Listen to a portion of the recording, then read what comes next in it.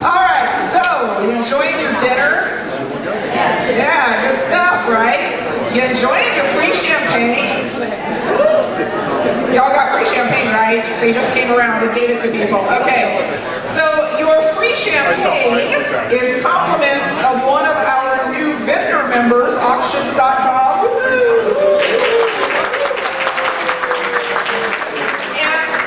Because they are relatively new to the group, and we know a lot of you guys haven't met them yet, and that your biggest concern in the whole wide world right now is how do I find good deals, right? And that's exactly what they do, is they provide deals.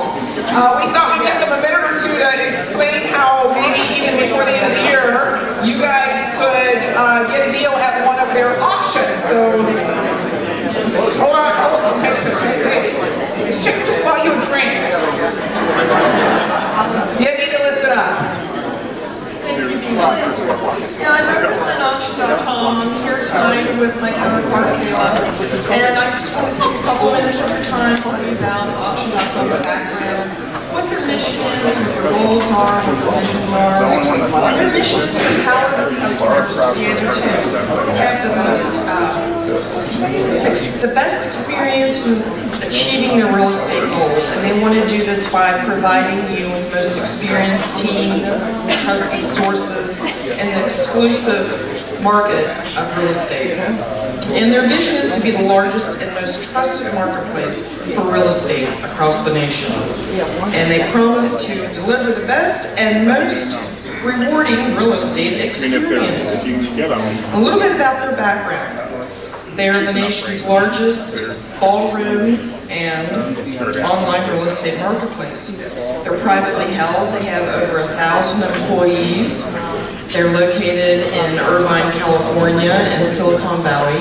They have offices located in New Jersey, New York, Ohio, Texas, Florida, and other cities. And as you can see, they're growing, and you can see more of our offices coming up.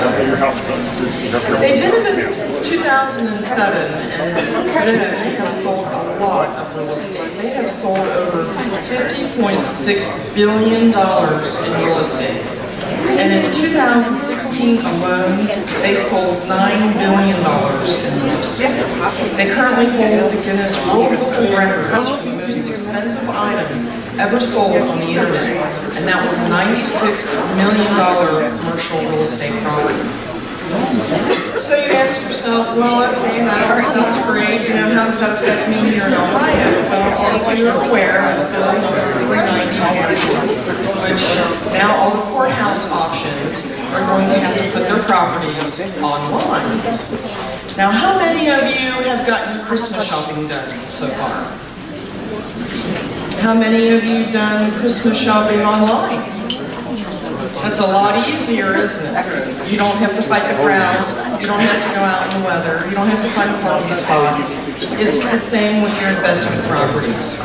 You can go online, you can look at properties, you can shop, you can actually get email notifications back of certain areas that you're looking for a property, and you want to find out when there's going to be a property in that area to come up for sale.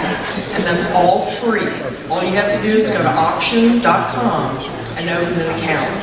All you need is an email address and a password, and that's it.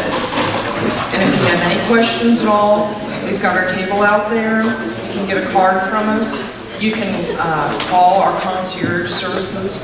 There's many different ways of being able to find out more information about what you're looking for and the easiest way to get it.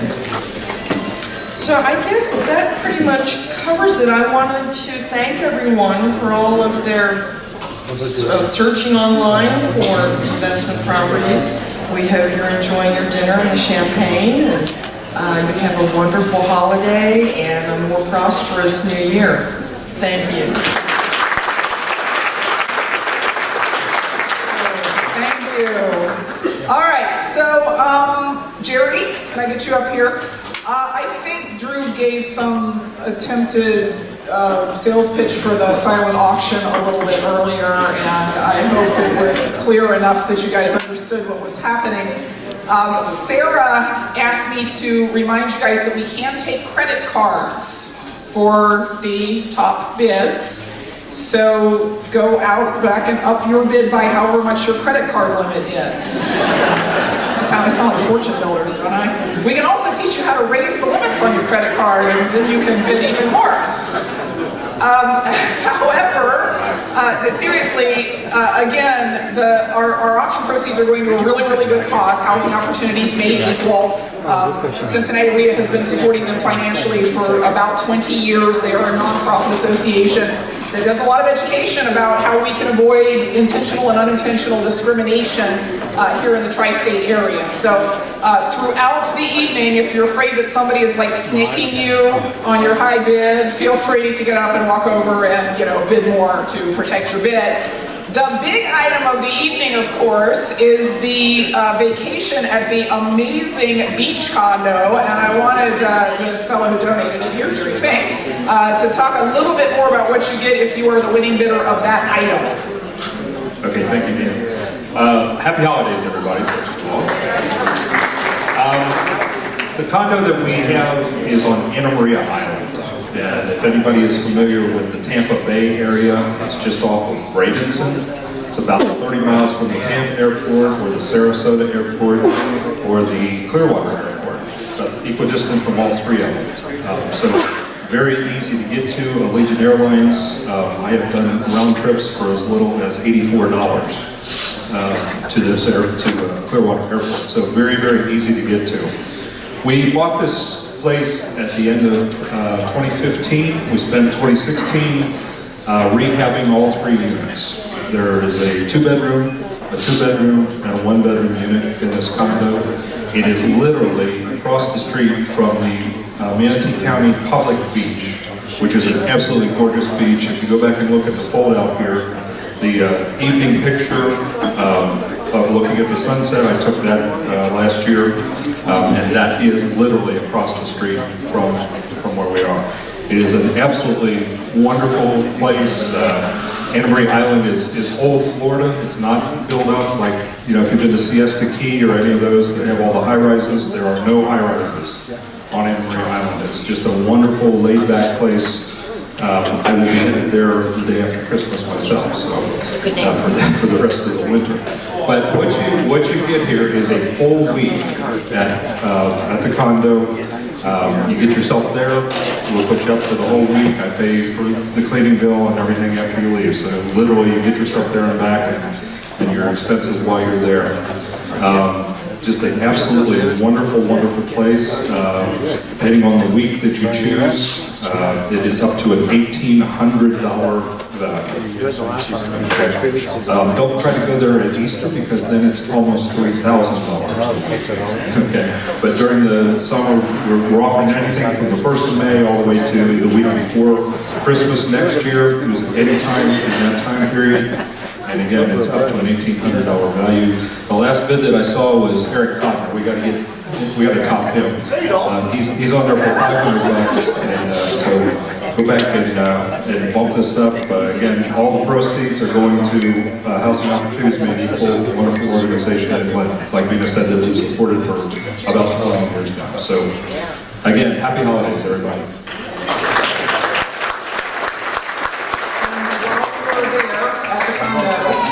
Across the street at the beach, there's this little restaurant that is just kind of a, pass it through a window kind of restaurant, and they have this pancake breakfast every morning.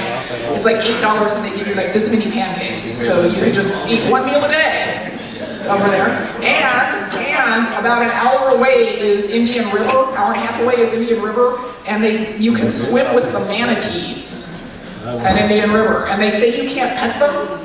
But the thing is, they pet you. They do. They're like, who is that? Oh, what is that? My back itches. And they like rub up against you. It's really neat. I think they're getting their back scratched. So yeah, again, anything you're trying to protect a bid on, don't feel bad about getting up and going over and checking on your bids and making sure that you're still the top bidder. So it has been a good year for both Cincinnati REIA, and as you are going to see in our contest here, for the members of our community. Just so you guys sort of know where your group is here, in the past 12 months we have added 122 new members.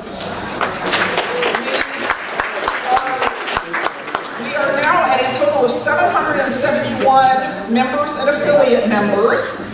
And that makes us far and away the largest organization in Ohio. Take that, Cleveland. We have this year added 3 brand new focus groups that were member requested. Of course, the new retailing rehab subgroup, the women's focus group, and the passive investors focus group. As you all know, we just hosted the largest and most successful convention in the United States, and in fact in OREA history. We actually had 750 people on site at that event this year, so big event. Yes, and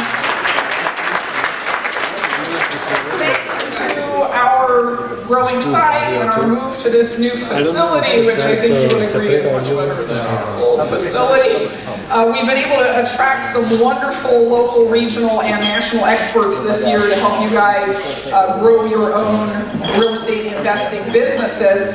I think the most important thing, though, is that this year we've really come together as a community to share resources and help and support each other through what has turned out to be thousands of member deals this year, which, you know, it's great for the folks who are doing the deals. We're all here to make money to help improve our financial futures and that of our families, but when you think about it, we have also improved properties in dozens of neighborhoods, and we have added tens of millions of dollars to the local economy in labors, materials, taxes, all of the things that we pay for, and this is all because of you guys, and you need to give yourselves a big round of applause for all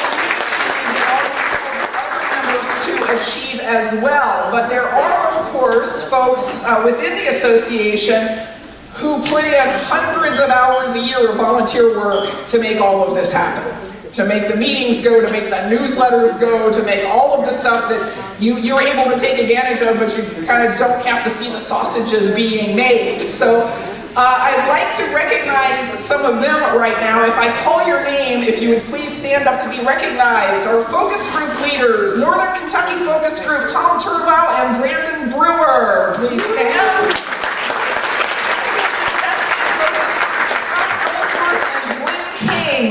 Scott and Glenn, the Women Real Estate Focus Group, Anita Johnson and Felicia Bell. The Landlord Focus Group, Jim Shapiro and Kathy Maxwell. The Creative Finance Focus Group, me and Narendra Monday. Volunteering again, turning the camera.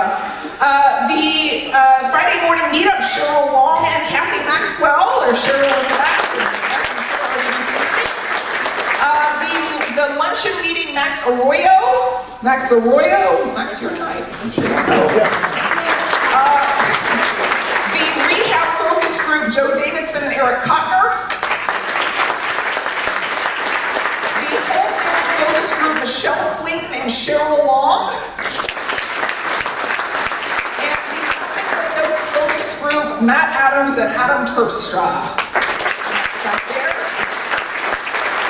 Now, in addition to all of our focus group leaders, we of course also have a volunteer board of directors. We have 3 outgoing board members this year that I would like to recognize. Their term has ended. We do have term limits here at Cincinnati REIA, and they have served 3 years and are now off on their way to not spending 100 hours a year on Cincinnati REIA. Eric Kottner, Cheryl Long, and our outgoing 2-year president, Anita Johnson.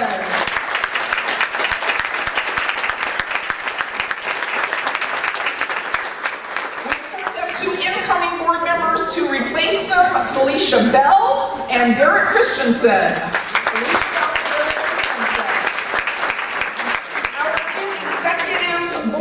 Elected at the November board meeting are Scott Ellsworth, President, Drew White, Vice President, Derek Christian, Treasurer, and Gina, Gina's here, right? Yep. Gina is the Secretary, yes. And in addition to these folks, we have the complete 2018 board, which includes Tom Turlow, Tom Turlow, Linda Hull, Lorinda Monday, Felicia Bell, and Derek Christensen. So this is your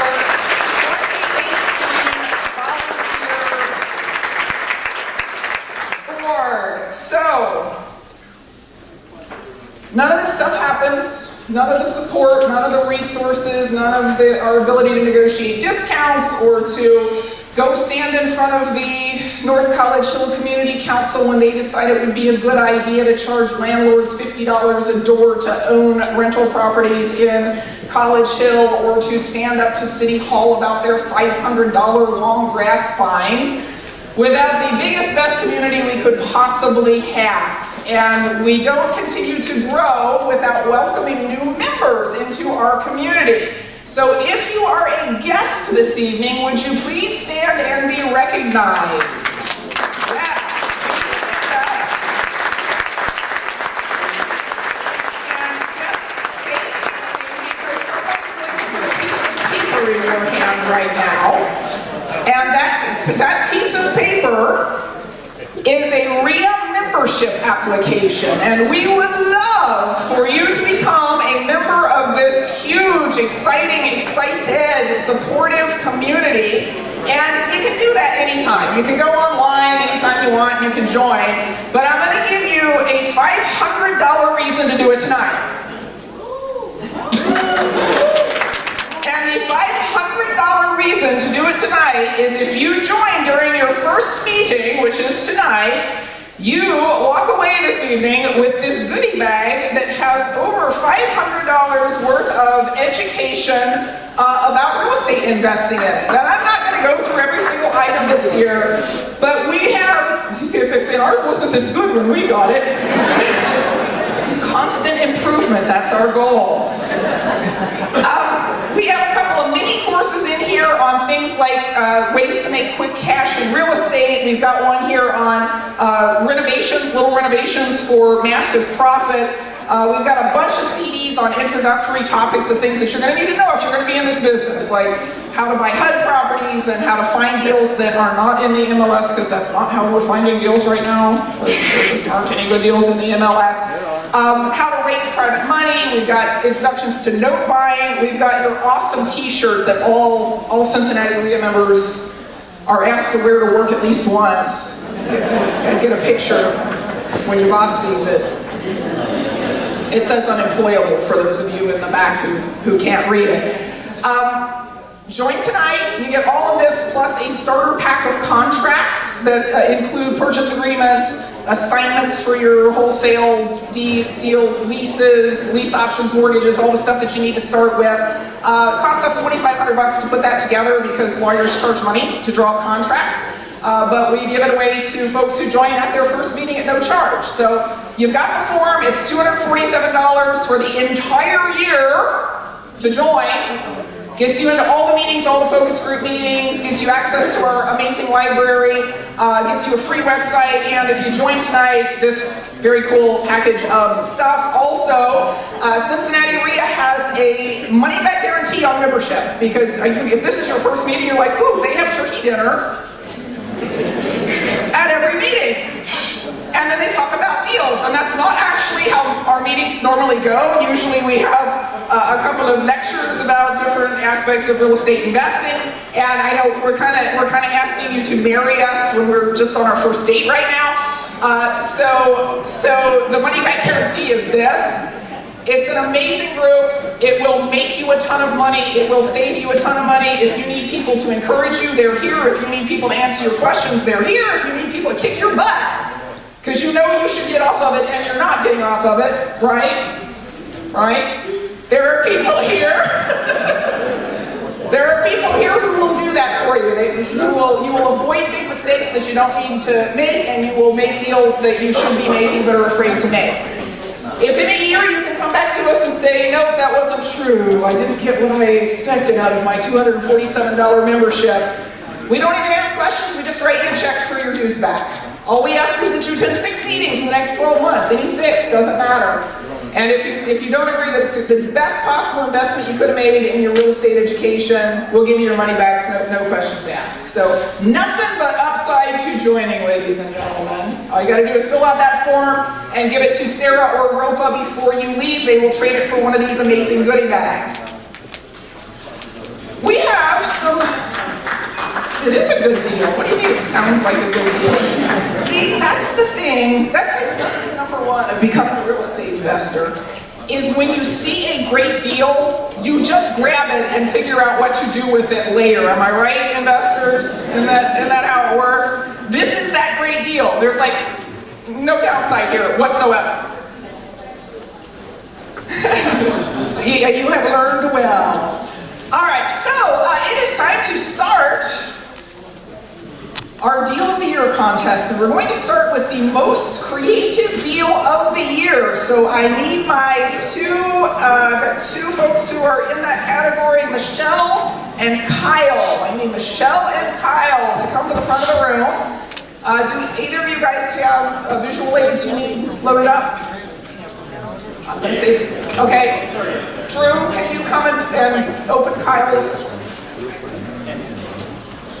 We'll start with Michelle, and if you could go ahead and get Kyle's open while we're doing that. Okay, so let me explain to you guys who haven't been here before how this works.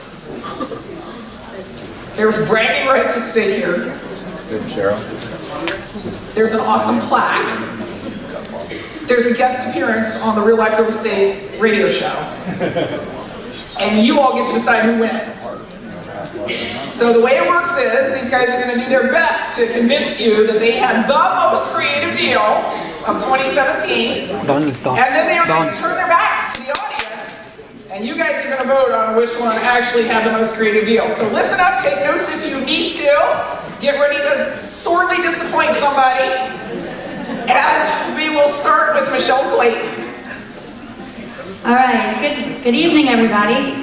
My name is Michelle Clayton, and most of you know me for wholesaling.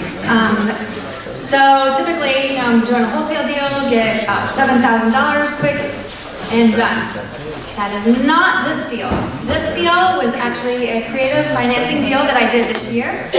And in short, it was basically I purchased a house subject to the existing mortgage, taking over their payments. And then I ended up finding lease option buyers that wanted that house. And so in the end, I'll go through all the numbers and everything, but to me, it's an awesome deal. And so I'll go ahead and go into the details. So for this one, I do all kinds of marketing all the time because I'm wholesaling, right? So I'm always looking for those deals. And for this particular one, I have some online marketing also. I have REI Black Book, and they have a really easy system in there for web forms to fill out the web forms. So these people had filled out my web form saying that they wanted to sell their house, and I contacted them, and pretty much almost immediately when I talked to them on the phone, they said, we're willing to sell it pretty much sell it for what we owe. And I did go ahead and get some more information on the phone. It was in Franklin, which is a little far for me. So it's in Franklin, Ohio, but I went through the details, got the information, and it needed some work, but it sounded like it was livable. So I decided to just go ahead on the spot and make an appointment instead of calling them back later, because they were clearly motivated. They were just wanting to sell it for what they owe. So I went to their house and took a look, and sure enough, it did need some work. It was livable. All the major systems were good in the house, so that was important for this one. The roof still had a good life on it. The furnace and the AC still had good life. Hot water heater was brand new. The problem with this house for them, the couple, the gentleman had brought it into the marriage when they had it when they got married, and they kept it for a while as a rental, and then their last tenants did a lot of damage to the house, and so they had been working on weekends for quite a while to try to fix up the house, and they had done a good amount of work on the house, but they were just getting very, very tired with dealing with this, and they were just enough was enough. And they were making this payment on top of the regular house payment with no income coming in for quite a while. So in the end, for the numbers, it wouldn't work out for a wholesale deal unless they were able to bring money to closing or do a short sale because they owed more than the wholesale price would be on a house. But the house was livable and it still had good, all the major things were in good condition. So I ended up negotiating with them to say, I can buy your house by taking over your payments on your mortgage. And they were just, oh wow, I didn't know you could do that. And then, so in discussing it further with them, also in the negotiations, I asked, I was like, there's no way this is gonna work. But I heard it in the Ron LeGrand class, so I figured it wouldn't hurt to try. I asked them, and I'll make my first payment in 3 months. You'll make the payments up until then. And they agreed. Like, okay. So it works. I asked and they said, okay. Because they've been making the payment all this time. And so 3 more months, they figured they could do that. And so they agreed to it. So getting down to some of the numbers of what it turned out to be, the purchase price for the total for the mortgages at the time of closing was $75,859. And I didn't have to make my first payment for 3 months. So actually it was technically a little bit less because they were paying it down for me after that. And I closed on that on June 30th. And to top it all off, not only did I get a house out of this, the wife, she gave me a hug after the closing. She was so thankful to be done with the house. So I got the house and a hug. And the gentleman who follows me on Twitter now. So they were very, very happy. So now on the selling side, also the total monthly payment though, there are 2 mortgages on the house. So it is a little bit higher. And so the total monthly payment is, if you're setting aside money for taxes and insurance also, is $1,071 a month. So it's a little bit higher, but it'll work.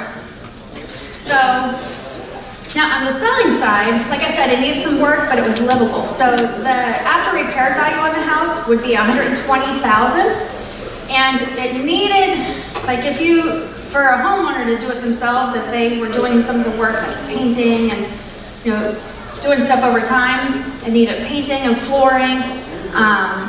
The siding needed fixed some, and then definitely some general cleanup all around. So I reduced the price by roughly $10,000. I offered it at $109,900 for the purchase price. But the way I advertised it was $3,000 down, and then they can basically $3,000 down for their option payment, and then the rent. I also reduced the rent a little bit because they're not getting the top shape rental property, and I knew they were going to be doing work on it. So the market rent was about $1,200, and I set it at $1,095 for the rent. So very, very little spread month to month, but in the end, the equity spread, without me doing any work at all, I didn't even clean the house.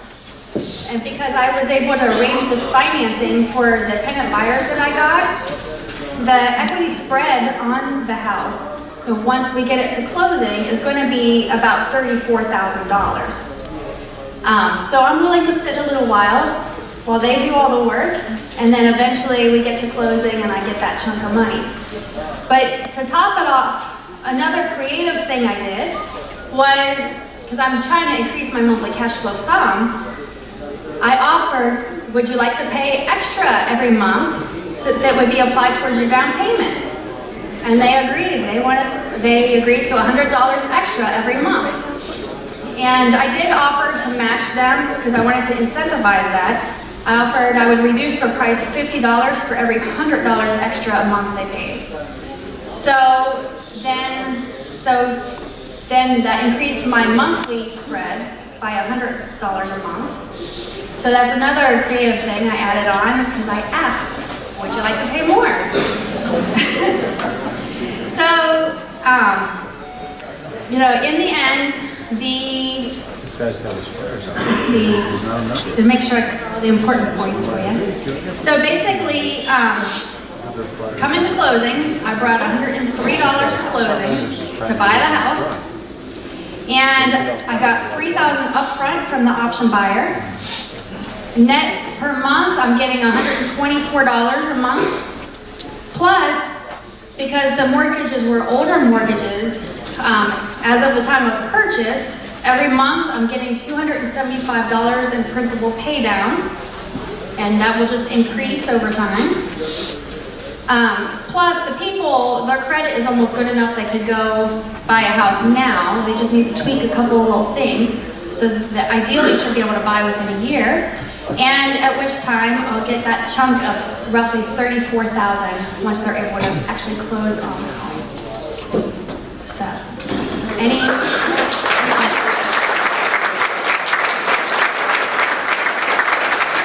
So just ask, and sometimes, my primary thing is obviously wholesaling, but I've been coming to the meetings and learning more about creative techniques, and so the opportunity arose and I jumped right in. Thanks.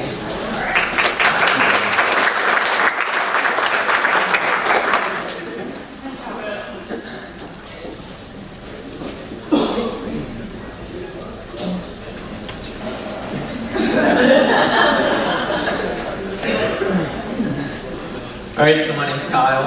I'm going to use the pen because I'm a millennial and can't use paper. So basically, I could be classified as creative, but also more towards the new investor best deal. But basically, right now I'm a college student. I go to the University of Cincinnati. I'm in 5th year. I graduated in May. I've been in real estate since January. Basically, I found this deal, and here's the letter I sent. But basically, I found this deal. I mailed an inheritance list, and I get that list online, and I think it's called usleadlist.com. They only allow 3 investors per county, so I was one of the investors in Hamilton County during I think it was the 1st quarter of this year and the 2nd quarter of this year, and then I ran out of money because I'm a poor college student. So I ran out of money, and I got a ton of letters returned to my house because they were unable to forward the address. So I ended up kind of figuring out a way to find out where this lady lives, whoever owns the house. And this was for a house in Clifton, and I mailed to the house, or figured out she lived in Colorado. So I mailed to her house in Colorado, said, hey, I want to buy your house at, I think the address was like 239 McCormick Place. I blacked it out so nobody tries to mail it. So if you can remember that, go for it. But I mailed, and she made a copy of it and sent it back, and I don't know if you can read it, but basically it says, hi Kyle, I'm not selling at this address. Renovating and turning it into a rental, so basically to rent it out to doctoral students, I think she said. However, I am selling this address in Covington, Kentucky for $1. I don't have the time, ability-wise to rehab both houses, and I'd like to see both rehabbed. If you or anyone else you might know might be interested, give me a call, blah, blah, blah. So I gave her a call and kind of did some digging and looked onto the auditor site, and she bought it last August for $5,800. What the hell was she selling for $1? So I gave her a call and talked to her right after she bought the property. A couple months later, I guess, she wound up pregnant and turned into a motivated seller. So she could not afford to rehab the house and everything because she had a lot going on. And actually, right when we were closing, which was the middle of October, she was just having her kid. So it was a headache alone just trying to deal with her, trying to go to the hospital every day and try to get documents and everything and keys, and I never got the actual key to the house until after I closed, so I never saw the inside of the house. But I was like, just like Vina said, when you see a deal and you think it's a deal, it was $1. So basically what makes it creative is I could tell she was motivated because obviously she's already down $5,700 plus the taxes should have spent and the insurance, all that, the past year. So I was like, hey, I'd love to buy it for $1, but would you be willing to pay the taxes or whatever liens are on the property? And we did a property search and everything. There's about $3,700 in tax liens. So basically, I got her to pay all the tax liens. So I literally did not have to pay anything. So we came to the closing table. I gave him a check. I think my total closing costs were $905 because I prepaid taxes for the end of the year. Got title insurance and everything. But I am supposed to close for $13,500 plus closing costs within the next 2 weeks. So it's a deal.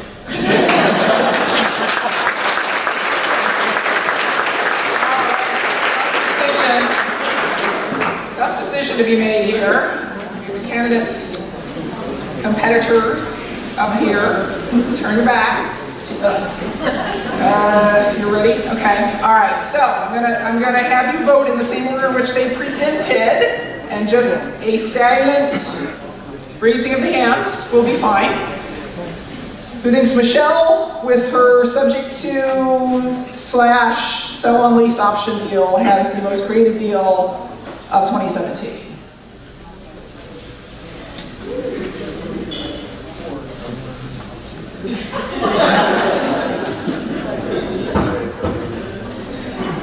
All right, who thinks Kyle, with his $1 got back? Yeah, I hate it when we actually have to count.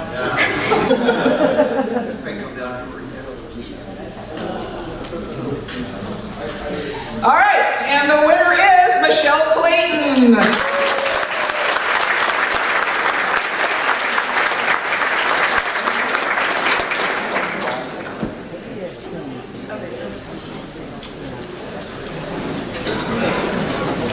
All right, very good.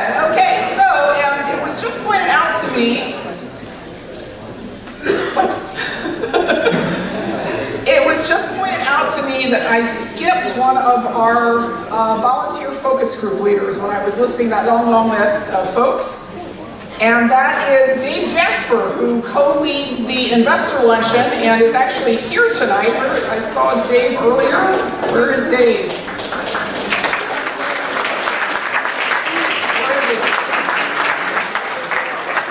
Yeah, he got man left. That was probably it. Yeah, Dave is actually one of the original members of the association.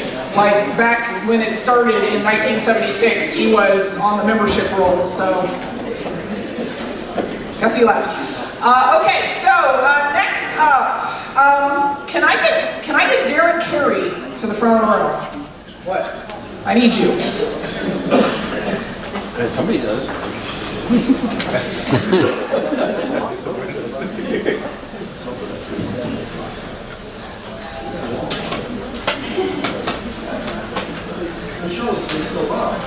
Yes, so do you know what these are? Those are very pretty pictures of somebody that I've seen who's been a president of the organization for a long time. Okay, yes, for some reason Anita's picture in a Santa Claus hat is on them. No costume. But do you know what they are? It says $25 to me. RIA bucks? Yay! And do you know what you can spend on? RIA courses, membership, events, Saturday workshops, vendor memberships. I could use some of those. Yes, and the reason that you are receiving 3 of these is because you are Cincinnati RIA's Recruiter of the Year. More guests than anybody else in the entire organization. You guys need to work harder.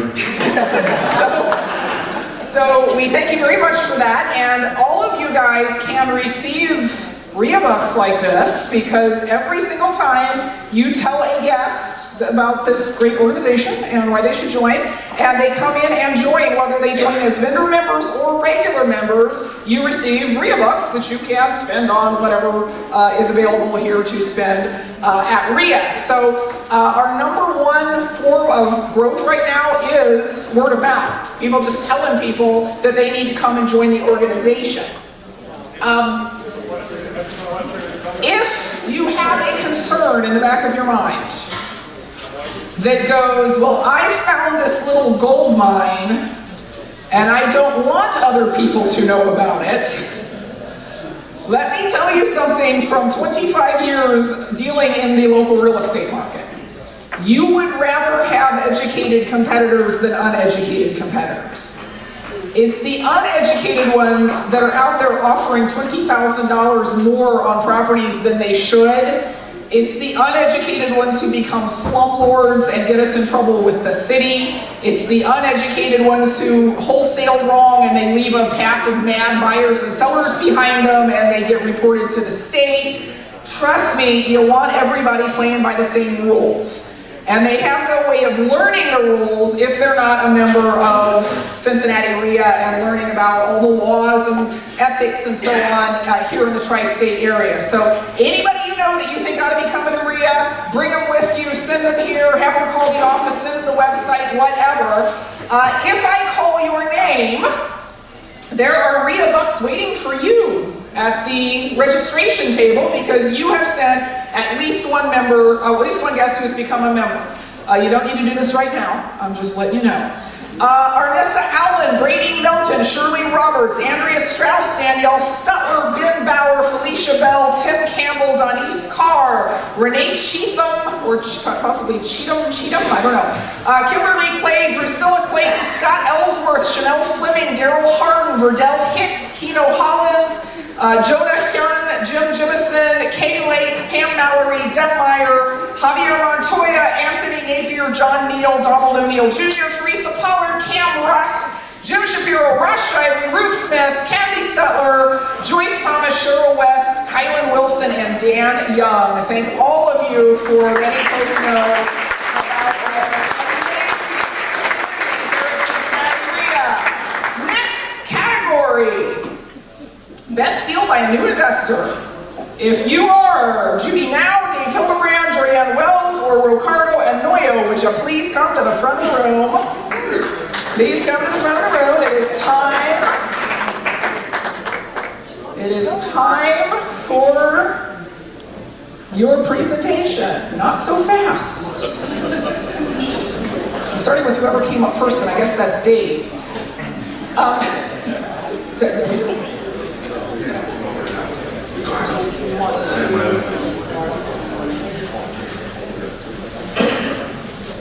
You want to skip it? Okay, good, we got it. All right, so here's what we're trying to decide here. All of these folks have done their first deal sometime in the last 12 months. And they've done a variety of different types of deals, but they are all new investors. So the category is best deal by a new investor. Are we ready? Okay, and we're gonna, I'm interrupting you. All right, so we will start with Dave Hildebrand. Thank you, Ms. Vina, I appreciate it. I'd like to get a couple things out of the way first that have nothing to do with real estate. Before I have to answer this question 10 times tonight, I'm 6'9". I did not play basketball. I was too busy with my modeling career. And I do not care that you have a cousin that's 6'6" and wears a size 16 shoe. We don't all run in packs. I don't know every other tall person in the world. Right? So, who here has never done a deal? Raise your hand, you've never done a deal. Awesome. Well, I can tell you that before I bought this property, I analyzed and I counted before I came in, because I analyzed every property with the same tool, 31 buildings before I bought this building. I found this deal in the MLS, contrary to what Vina said earlier, but you gotta be willing to look. I found the deal in the MLS because at the time, in January of 2017, actually January 3rd is when I closed on this deal, I had no idea where to go to find it. I didn't know what wholesaling was. I didn't know what auction.com was. I didn't know what I didn't know at that point. So the MLS was the only place to go. Don't be embarrassed if that's the only place you know to go to find deals. But if you run the numbers on the deal and they work, guess what? you gotta do the deal, right? You gotta do the deal. So 31 deals in, I found this property, and the day that it hit the MLS, without even going to look at it, I offered $5,000 less than what they were asking, and they countered me at $500 off. Doesn't really affect the deal that much. I said, great, let's do it. So this is a duplex in Rolston, on Rolston, corner of Rolston and Wayne in Norwood. There's like 5 different areas in Norwood, for those of you that know the area. This is north of the Lateral, and it is, like I said, a duplex rental. There's a couple things I want to point out, because until I did the deal, some of these things never even came to mind, like I never even thought about them. But once you find yourself investing, you want to squeeze every drop out of the orange that you possibly can. So, you can't really see it on here, but the story on the deal is cash on cash return. You see that 40%. So when I bought this deal, I needed $15,066 to close. That includes my closing costs, my down payment, and everything I needed to buy the unit. Okay. In the first year, my NOI is listed there, so my net operating income is $8,851. The thing that makes this deal, though, that makes it even better is, like I said, you got to squeeze every drop out of the orange. This building has a garage, and it is on the corner. So the garage faces a separate street, faces Wayne, and I do not rent the garage to a tenant. I rent the garage to a separate tenant, and I inflated the price that I wanted to get for the garage, and then I told Mr. Tenant, I said, hey, if you pay me up front for the entire year in advance, I'll knock $20 off every month. So I got myself $1,400 or $1,200, whatever it ended up being, in advance in payment for the whole year. Now normally those units would just go to the tenant, right? But that was just found money. And the reason why that was important to me is it says I needed $15,066 to close. I actually only put up $5,000 on my own money. I put $10,000 on an interest-free credit card, 0% interest card offer that I got in the mail for 18 months. I'm still paying it back. I take my cash flow every month, my $500 that I get, and I pay that credit card off. So essentially, over 18 months, I'll pay back $9,000. So $1,000 comes out of my own pocket to pay that off. So for $6,066 on my own money, I got control of this property that nets me $500 every month, right? But here's what else I did, because I didn't know what I was doing to start with, and it was just an experiment. I put laundry in the duplex, which about 87 people told me is a waste of time, right? Put laundry in a duplex. But I knew a couple things about my tenants that made me make that decision. Upstairs, I have 2 ladies. These are 612 square foot units, basically. Upstairs, I have 2 ladies. Downstairs, I have a boyfriend, girlfriend, and they just had a baby. Who's had babies before? Do they make a lot of dirty laundry? They do. So the laundry has been a nice little extra cash flow for me. I average about $53 a month in coins out of that laundry, with just five people in there, which doesn't seem like much. But when you're a guy like me who just found on Halloween, his Halloween present was that he got fired, every dollar counts to you. So I have tried to take this opportunity and turn it into the most money that I possibly can. Who would love to get 40% on their money if they wrote a check to somebody? I mean, that's pretty nice, right? And so that's just cash on cash, right? Not counting any amortization when you pay it out on the note, any tax benefits for owning the property, and any, hopefully, appreciation in that area. So that's my deal. Thanks for listening, and I'm going to pass it on to somebody who's a lot better looking than I am.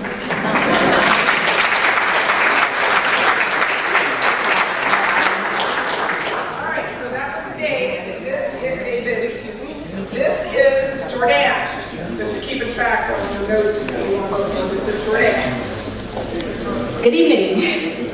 Oh, come on. Everybody's belly's full. You have better than that. Good evening. Yeah. So this is my deal. Drew's going to set me up right here. Oh, I'm already on this side, so, okay.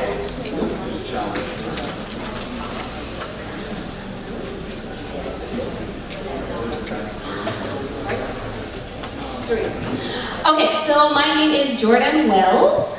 My day job is a nerdy technology engineer, yes, for one of the companies that's have a, what's it called? corporate headquarters in Cincinnati. Sorry about that. But by night, I am a real estate problem slayer. So I fix people's problems and I help people get their houses sold if that's what they need. I find solutions for them, whatever it is. And I also do it on the weekends because I got a day job. So this property that I found was in a type 2 neighborhood, so it's a rental neighborhood. It had 2 bedrooms, 1 bathroom. It was 1,100 square foot. It's 50 minutes north of Cincinnati, so it's in Middletown. I don't know if you guys are up on that side, but it had a possible rent of $600 to $625 per month. And it currently had, or at the time, it had a 7-year tenant who was paying $600 and it ARV'd for $50,000. And it needed, when we checked it out, was about 19,000 repairs. It needed a new furnace. It was working, but it was old. AC unit was working, but it was old, and the kitchen needed an update. So you could kind of live in it, but you kind of want to fix it so you don't have to deal with it in the middle of winter. And the seller was a very tired landlord. I had gotten her name from an absentee list that I purchased from Listability. So it was for non-companies, and just if they had a house that they did not live there, that's the list that I got. And she was motivated because she knew the property had been really heavily damaged. She had just replaced all the floors before the tenant moved in. And she had completely wrecked the floors. She was very upset about that. And she told me she was done with this property. She didn't want to fix anything. She was just done, like just take it. She doesn't care. Her birthday was coming up and she wanted to go on a cruise. And she's like, I need it to be closed before October because I need to be gone. That's what she said. So my exit strategy was that I was going to wholesale it. Since it was in a rental neighborhood, it was perfect, profitable deal for an investor who was looking for rentals, and I was looking for an investor buyer. So the deal, when I spoke with the seller, she wanted $15,000. She was like, "That's all I want to go forward." After looking at it and doing the numbers, I had offered her $12,000, and she said, "That's not really going to cover my trip. So can you do something else?" So we agreed on $14,000. She was fine with that. It ended up that she was going to cover all the closing, and she was happy with that. That was wonderful. So I said, okay, we would sell the deal for $19,000, which would be a $5,000 wholesale fee. My marketing strategy was to do 2 similar Craigslist ads that every 48 hours I would go in and kind of update it so it would get back to the top. And I do bandit signs in the neighborhood at 3 a.m., parking my car, like running, rain, trying to get to it before people saw me. And then at the buy-sell trade, at the rear meetings, I would come and, announce the deal for people to buy. Now, it was supposed to be easy button. My backup strategy was that if it didn't work out, I'd go ahead and close on it because it was a really good deal. It was going to be super profitable. Maybe I'd just keep it for myself, or I would sell it on owner finance with a line contract. So I would do just about 20% more, give or take, than how much I was wholesaling it for, as long as the monthly payments was going to be under $500, so it was less than rent. So the person who was buying it would make a little money too. Or I would do a fix for equity with a owner occupant at about 30% more, let them have a longer time to pay it off, but as long as it was cheaper than renting, it would be a deal for anybody.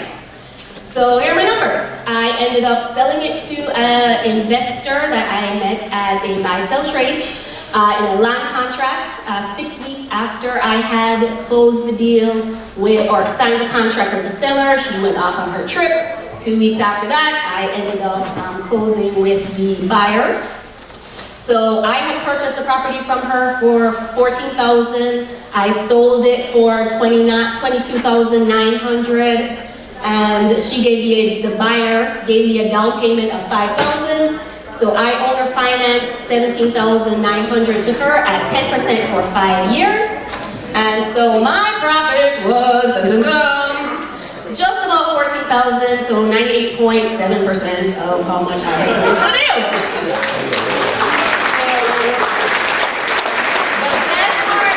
The best part is, see, dramatic effect. After that. No renovations. I didn't have to do anything. That full $19,000 of what needed to be fixed, the seller who bought it from me pays for all of that to fix it up, to get it rented, and I get a check in the mail every single month for doing, well, I did a lot of work.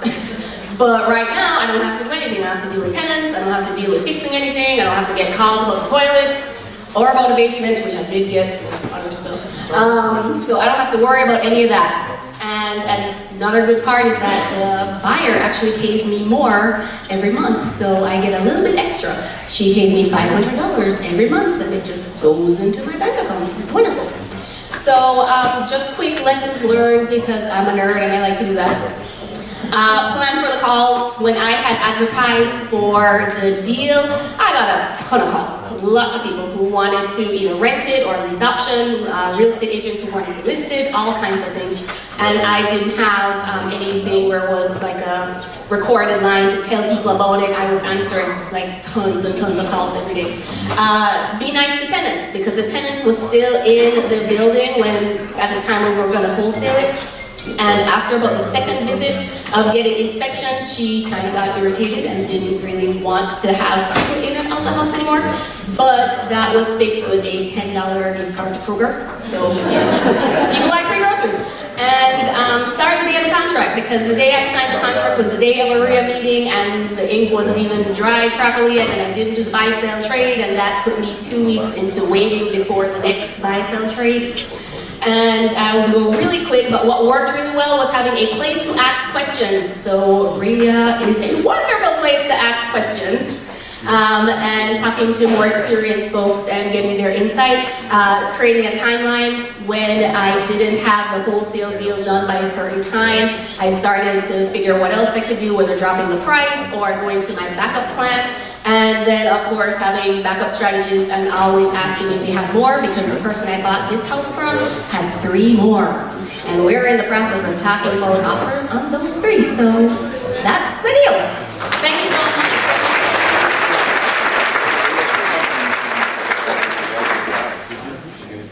All right, so next up we have Judy, I assume, because you don't look like Judy. John's with me. I do not. We're J2 Real Estate Partners. I'm Judy. This is my husband, John. J2. Obviously. And we are here because Vina gave us a phone call and kind of begged us to make an entry, because you would be assured a win if you just made an entry. So I typed up something really quickly yesterday and submitted it this morning, and along with some pictures that are going to come up. And our deal is not really finished, so that's my qualifier right now. I have a phone. I'm an old person, but I have a phone. Kyle, you're not the only one.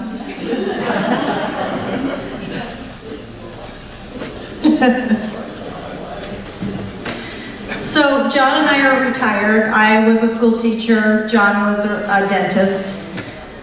We used to live in California. We sold our house in California to move back to Cincinnati. We kind of got out of the California market because now it's way too expensive to get back there. So we came out of retirement and went into real estate investing. So hopefully we'll make enough money to move back to California. Say good luck.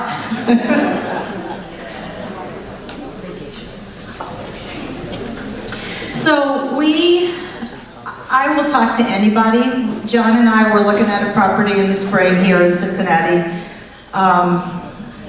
There was 2 guys that were looking at the same property, and I started talking to them, and we said, what are you going to do with this property? And they said, what are you going to do with it? And we ended up finding out that they are very experienced carpenters. They didn't have any money, so they were looking for somebody to fund a deal for them. We finally got together after they found this house. They bought it through a realtor. It was on the MLS. It's in Hamilton, Ohio, in Lindenwold. And we have a contract with them. we have a contract, so John and I were going to do part of the work, they were going to do most of the work, and we were putting up the money.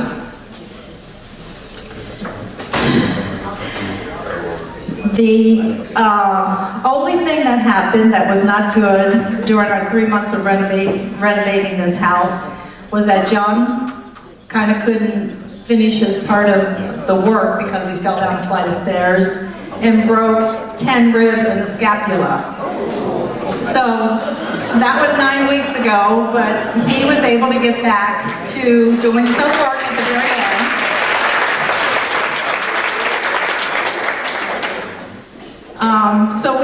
So we did do some work for the first couple of weeks, and then we went on vacation that was scheduled, and then we came back and did another week of work, and then John fell and broke his back, or his ribs. And so I tried to go to work, but I kind of cried, and I said, I need to be with John. So the guy said, just go home and take care of John, and we'll take care of this house. So they did. In the last couple of weeks, we were able to go back and help them finish up. So this is the basement. We bought this place for $53,500. $53,500. We decided that it needed about $20,000 in renovations. This is our first deal. This is their first deal. It ended up being $30,000 in renovations. This is the living room before. Is it just on a loop? This is a second bedroom, which is downstairs. This is another bedroom, which is a walk-through bedroom on the main floor downstairs. This is the living room. There was also a master that runs into the walk-through bedroom, and there was a half bath in that master. We decided to, it's a Cape Cod as you can see, the upstairs we didn't do much to, just put a new ceiling on, new carpets, and cleaned it up a lot. We put in new floors. That door there to the blue room is to the master suite. And what we did, we took out that walk-through bedroom, made a master bathroom out of that, a big one with double sinks. And then in the master bedroom, we did a huge walk-in closet too. So granite countertops, nice backsplash in the kitchen, granite in the bathrooms also. And that's the second bedroom downstairs. So it's we took a 5-bedroom, made a 4-bedroom out of it. It's on the market as of last Friday for $132,500. And we have had 3 people look at it this week. 4 people looked at it this week. 1 possibly is interested, but no deals as of now. So I don't really qualify for a new deal because it's not a finished deal yet. But we had fun, we had setbacks, but we're done.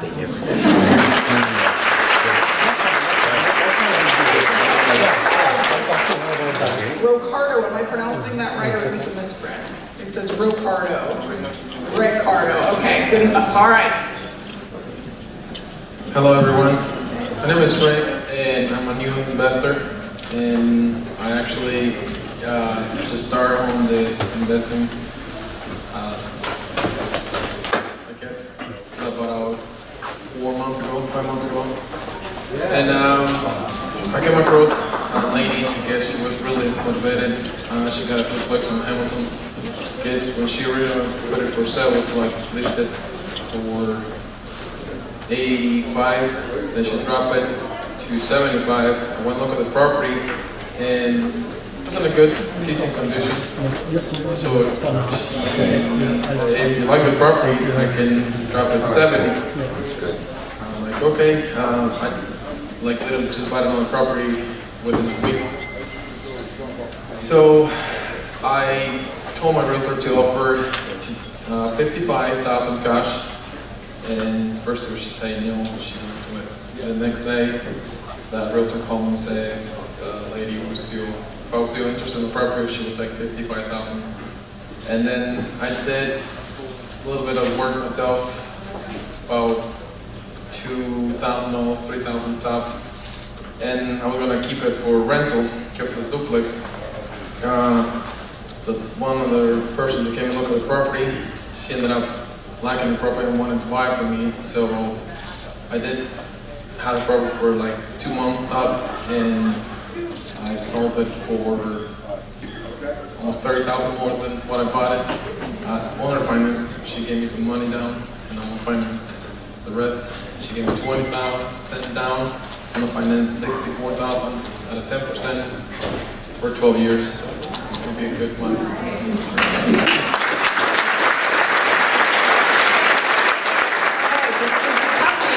guys can come and line up sort of in the same order in which you spoke. So Dave, Jordan, Judy, and Rick. Correct. Backs to the room. All right. Jerry, okay. All right, so Dave with his two-family in Norwood. If you think he had the best deal of the year, raise your hand.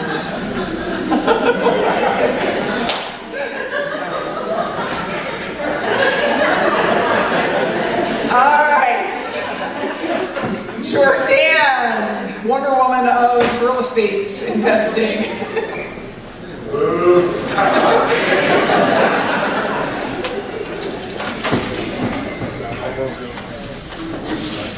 Okay, Judy with her sad story. 10 broken ribs. All right, and finally, Rick, who bought for cash and sold on owner financing.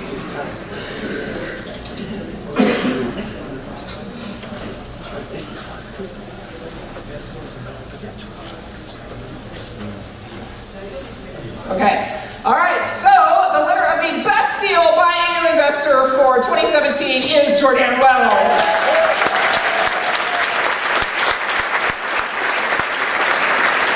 Congratulations to Jordan. Here is your.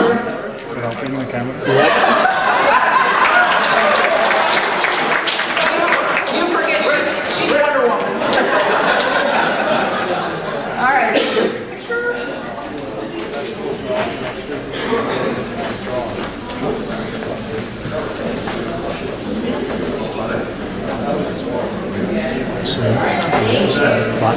Okay, so you folks may be aware that some of the members of our community have gone above and beyond in terms of educating themselves about how to be professional real estate entrepreneurs. When you do that, as a member of Cincinnati REIA, you receive a designation from our state organization, the Ohio Real Estate Investors Association, called Ohio Professional Housing Provider. Where's Anita? Anita.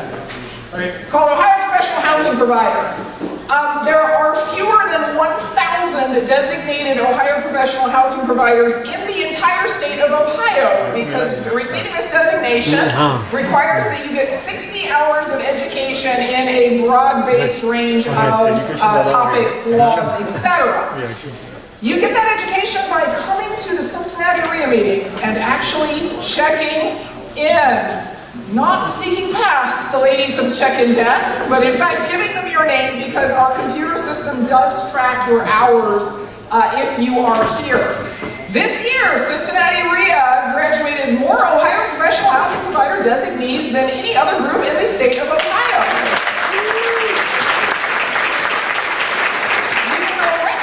OPHP designees by their permanent little metal name tags that they are wearing. Cincinnati has the largest number of total OPHP designations in the state, but we would like to recognize your fellow community members who received their designation this year, and we would like those folks to come to the front of the room. We have created for you a plaque for you to hang proudly in your office. Let your colleagues, tenants, sellers, buyers, private lenders know that you have achieved this great designation.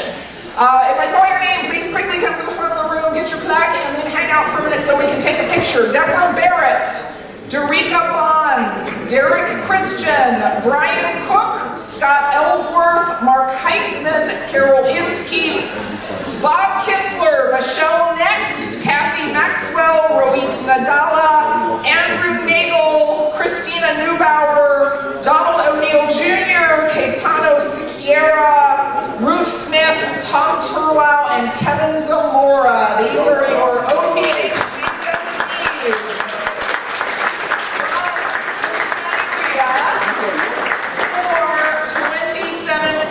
We are looking for more of you folks to achieve this designation in 2018. The benefits, in addition to the beautiful plaque, the awesome name tag, and just knowing that you are more highly educated than 95% of the typical investors that you're competing with, is free admission to the annual OREA conference. So once again, here are your designees for 2018 and 2017, which you guys could hang up for a moment and get a picture of you all with your lovely plaques. Everybody's got their green card in, right? Everybody has your networking card. Okay, we got a couple more to grab, Matt.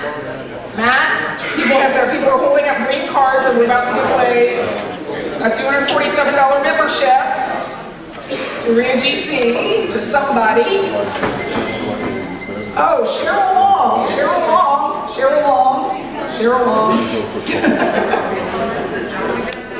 All right, so while they are getting their picture taken, let's find out who is going to win the free membership. Did you guys have some fun networking?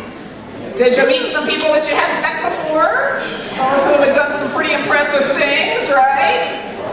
So let's just kind of deal through these. Pull a card, see who the winner is. Is that filled out? Gotta be 100% filled out. Nope. I mean, that doesn't mean you can't still meet people, but. All right, so the winner is Vivica Douglas. Where is Vivica Douglas? Did she leave?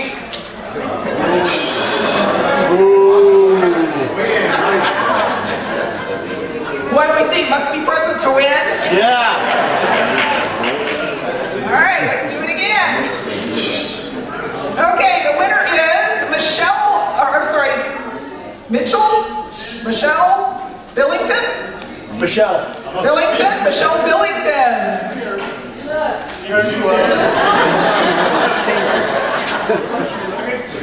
If you can produce her in the next 30 seconds, I would accept her as the winner. If not... I guess it should be. Wow, that was a short 30 seconds. Alright, well, we're waiting to see if we can produce Michelle. Are you sure?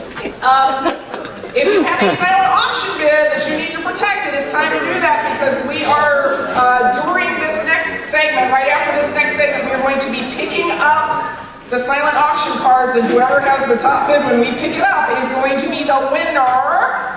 So if you need to go upbid your bid, go right ahead and do that. And I do not see Michelle. So how about Amber Daniels? Amber Daniels!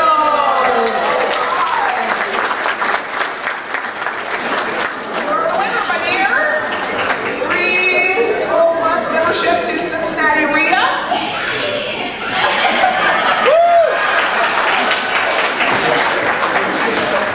And so we'll take care of that for you. Now, our next category is, in my opinion, the best category.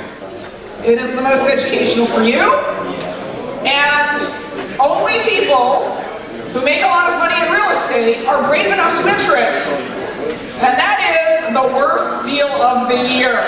So our competitors for worst deal of the year are Rebecca Barnowski and Tom Turlau. Rebecca and Tom, could you come to the front of the room, please? Rebecca and Tom. Rebecca and Tom. Okay, so Rebecca, thank you for being brave enough to stand up here and do this. Rest assured, this is the best trophy. I've got 2 of them on my wall. It's the best one to win. So we'll start with you, and again, what we are looking for here is who really had the worst deal, okay? Hi, I'm Rebecca Barnowska, and this is really not how I wanted to start out with Rita, but I guess we all have to learn somehow. I was in human resources for 31 years, and I lost my job about 5 years ago, and I decided that I didn't want to stay in a corporate position anymore. And I had met my fiance about 7 years ago, and he was obviously a real estate investor, and so that is how I got introduced to RIA. My first real estate deal was my own house. When I bought a new house that I planned to stay in for retirement, I couldn't sell my old house.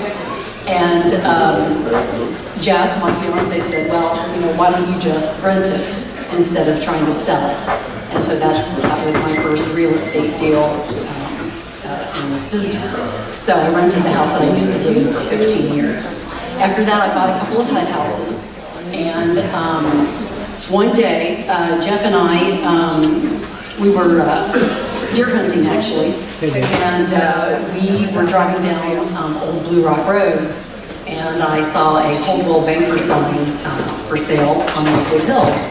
And I've always loved that area of town. And I said, oh honey, I said, turn down the street. There's a house for sale down here. I'd like to see what it looks like.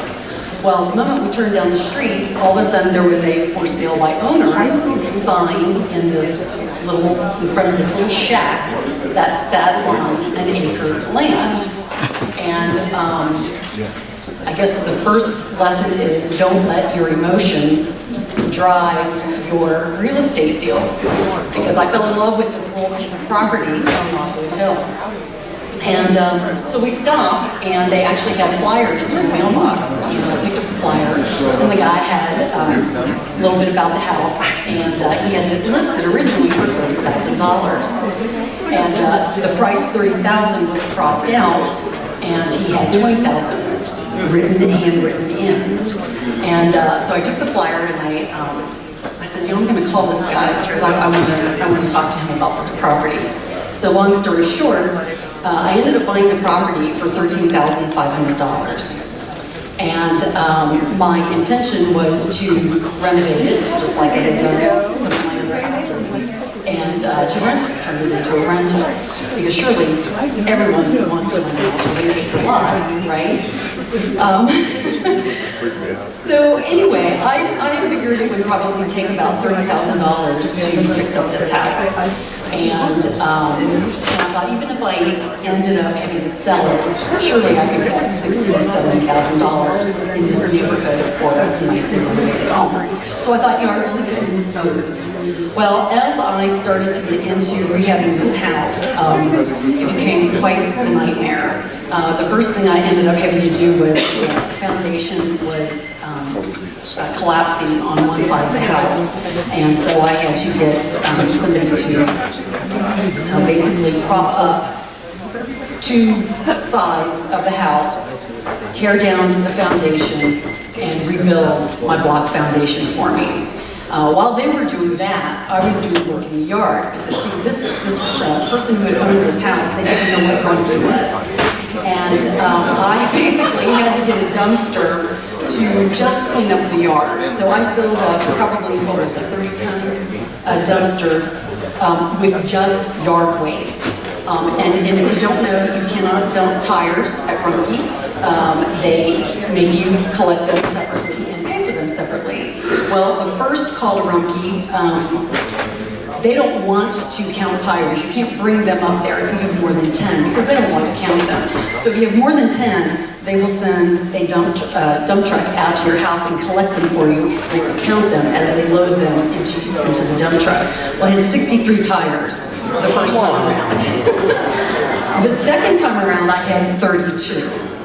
So you can just imagine, that was just the tires that were on this property. There were all sorts of other things. For example, there was a little shack in the back that I had to pay $2,500 to have someone come down and excavate that and tear that down and get rid of it. And by the way, there is another dump site in Cincinnati that accepts just construction waste and they're cheaper than Rumpke. And Rumpke actually told me that when I came up there one time. So I found out that there's another dump site to go to if you just have construction waste to pay less. As I started to renovate the inside of the house, other than the foundation, I found out that the construction of this house was just horrific.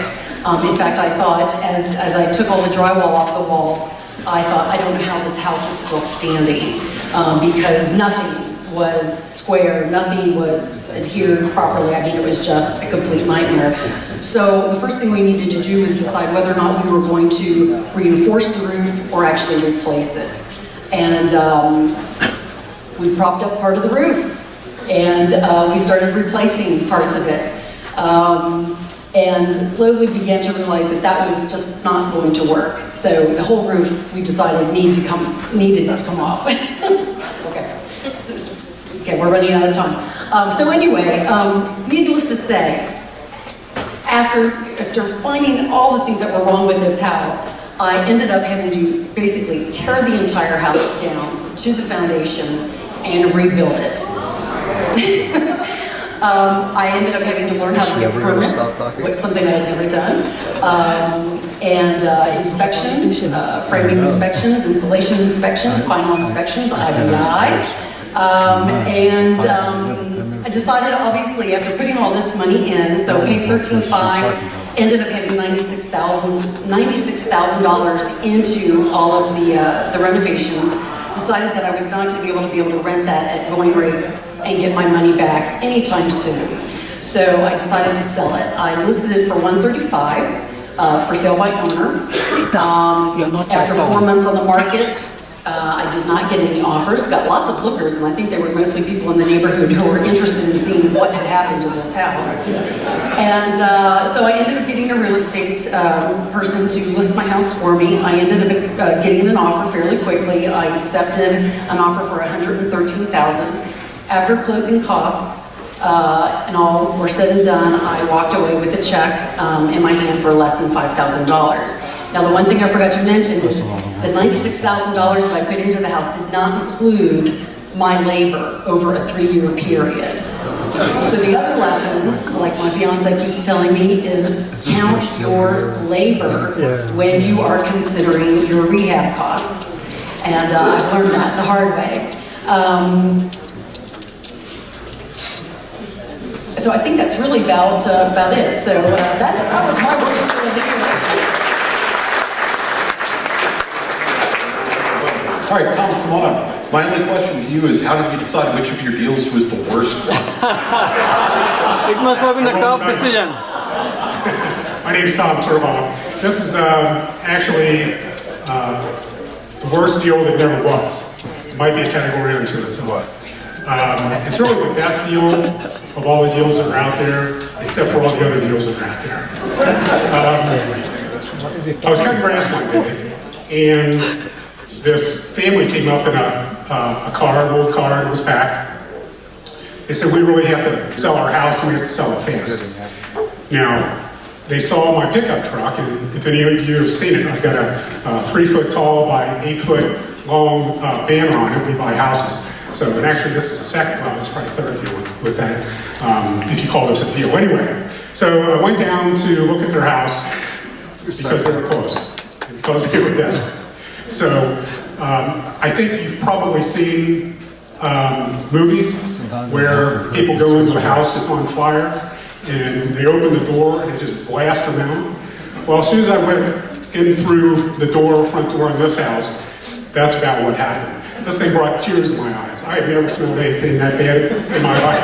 When I went home, I took my clothes off and put them in the washer and left my shoes in the garage. And I am not kidding. I never shook the hands or touched any of the people who lived there. Sorry, I probably shouldn't say that. But this was, these people were hoarders. There's a 2-bedroom, 1-bath house. Okay, the structure was great. But I went upstairs to the 1-bedroom. I kid you not, it was piled that high, and the only thing I could see were clothes. So then I go in the other bedroom, it's not as bad, but it's bad. So then I go to look in the bathroom. I can't even get into the bathroom. There's stuff this high to try to get into the bathroom. So, I kind of looked around, trying to see what I could see. But I knew I was going to be, this was going to be a little awful. So I went downstairs, the first floor, went tried to get into the kitchen, couldn't get in that either. There was a mattress where they were sleeping because they certainly couldn't sleep upstairs. It's the old efficiency thing, right? You can flip eggs while you're in bed. So then I went into the living room, and there's another mattress. Now I'm not going to be too kind, but I'm going to say it anyway. This woman was sitting on the bed. I never saw her move off the bed. She looked like Jabba the Hutt. I kid you not. So, okay, I wasn't too kind. I'd see her, she'd be eating chicken wings, and she'd just throw them. So anyway, down this little path, there was this old woman who actually owned the house, sitting, rocking the rocking chair. So, all right. So I went ahead and wrote a contract for a whole $2,000. Did the calculations and figured, okay, we can make money on this deal. But I also threw another $400 in there if they would get everything out of the house and have it broom swept. The health department was on them to get out because it was uninhabitable. The city was getting after them. At one point, they never had any electric or any water. I won't go into the stories that the neighbor told me about that. So anyway, they went and started getting all of the stuff out of the house. One 40-yard dumpster, another 40-yard dumpster, another 40-yard dumpster. And then they rented a storage building or a storage unit for the stuff that they wanted. There was nothing in this place, nothing that was worth keeping. Maybe a wrapper if you could find it used. So, that was pretty much the deal, and it just took them on and on and on for them to start getting all this stuff out. Anyway, it finally got to the point to where, ready to close, called my attorney, said, let's pull the trigger. I said, but I feel kind of funny about this deal. And he says, okay. Called me back and he says, I know why you felt funny about this deal. They sold it. So he sent a letter trying to get his attorney fees out back, and I was out a few dollars, but it was a hell of an experience. And if you ever want to know what falls behind a mouse, there was about an 1/8-inch coating all throughout this house. So that's the happy ending of this story. Didn't make a dime. Cost money.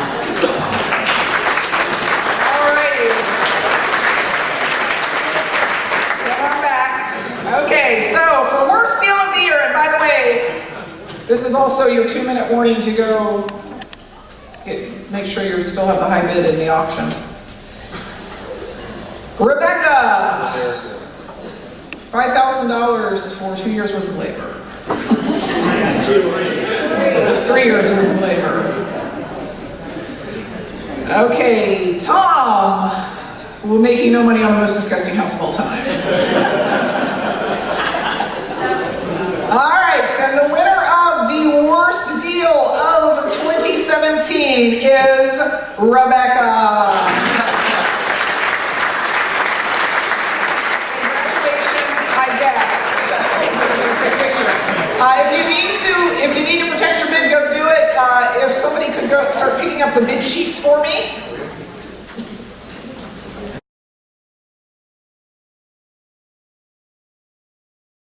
Research I could find on these plates currently was the fact that to buy a replacement plate was $200 a plate. I cannot say for sure enough if that's the value of them. I'm waiting to get a hold of Linda's friend to actually get the value of them. But if they hold true, that could be $8,000 to $10,000 worth of Chinaware. No. So on top of all this, I made close to about a $16,000 wholesale fee in 16 days. So $1,000 a day, along those lines. And I got some really cool Chinaware as well. So whether it's valuable or not, whether it's worth $10,000 or not, it's still really cool Chinaware. And my wife actually inherited the Colonial setup of the Bicentennial. So now we have blue plates for Colonial and red plates for British. So we have the Revolutionary Wars China set in our house as well. And that's it.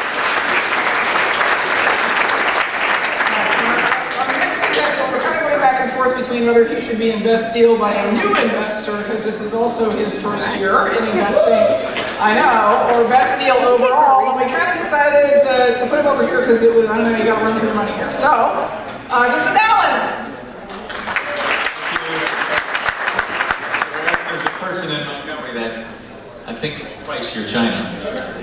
I've seen the truck. Anyways. All right, so looks like I got some sideways pictures too, for some reason. But they weren't that way before. Anyways, so the group has dwindled here a little bit. And yeah, it was a last minute entry, so I apologize if I'm going to bore you here a little bit, but more of a personal story really. So it was an auction.com deal. So that was kind of fun in itself. So I had a price in mind, of course, of $40,000. And it was this is in Deer Park. So a pretty good rental neighborhood. And so I bid up to $44,700 before I said, screw this, I'm going to take a shower.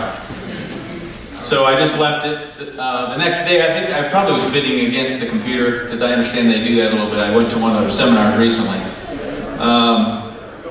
But I went to sleep, slept on it obviously, just wondering what happened. They called me the next day. Hey, are you still interested? I said, sure. The minimum bid was not met, so would you be willing to pay a little more? I'm like, of course not. Right? So for $44,700, I did get the deal. For about 2 months probably, it took a long time to get the title work done on this property for some reason. But I was doing a lot of the demo throughout the last winter. March came and I lost my job. So it was a little scary because I had invested a lot of money out of my 401k in this property. So fortunately, 60 days later or something, I did land another job. But it's a big lesson because it took me too long to do the project, right? My planning probably wasn't as good as it should have been as a newer investor. And I've done a few in the past. First year I've joined RIA actually, so. Anyways, it took me probably 6 months close to get the thing rented. I got it rented, really I had a guy move in prior to being ready to rent, but he moved in a little bit early, helped with a little bit of the work, and started paying full rent in July of this year. So it's positive cash flowing, which is good. I've got about 80 grand in the property, and probably going to ARV for probably 120, 125. There's a new road going in right in Sycamore. It's right in front of, it's right on this road, so Sycamore Road, which is going to be brand new here coming a year or two from now when it's finished. So I'm going to hang on to it for a while and milk that and see what I can get for it. So that's it.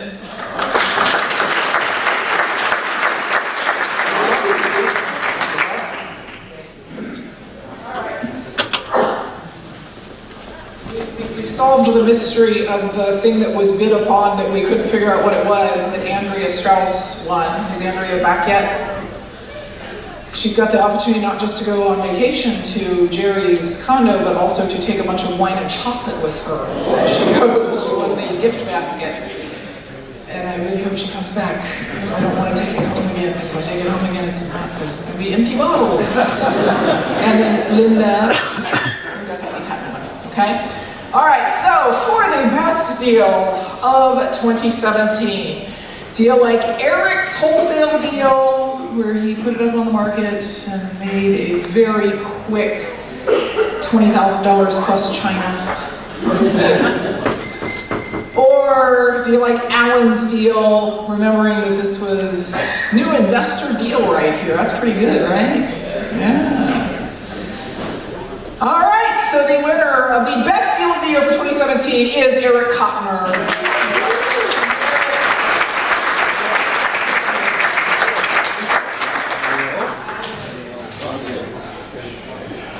All right, so there we go, best deal of 2017. So next year, we'd like to see each and every one of you up here.